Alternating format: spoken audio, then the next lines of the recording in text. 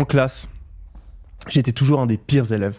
Parce que je notais jamais mes devoirs. Ou alors je les notais mais je regardais pas, donc j'oubliais quand même de les faire. Ou alors je notais mais j'écrivais tellement mal que j'arrivais même pas à les lire et donc ça servait à rien. J'avais la pire organisation de toute la classe. Ça m'arrivait même d'oublier des matchs de foot que j'avais le week-end, alors que j'adorais ça.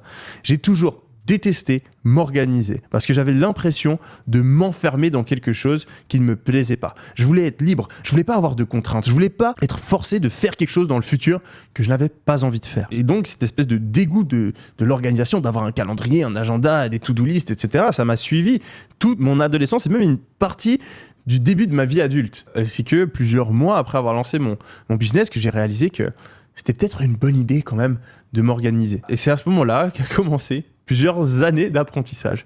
J'ai commencé par faire une simple to-do list. Ensuite, j'ai commencé à planifier mes journées. Puis j'ai commencé à planifier mes semaines. Et aujourd'hui, j'ai un système d'organisation ultra complexe qui me permet de gérer toutes mes priorités, tous mes projets avec différents collaborateurs et un planning qui est en avance de plusieurs mois, voire de plusieurs années.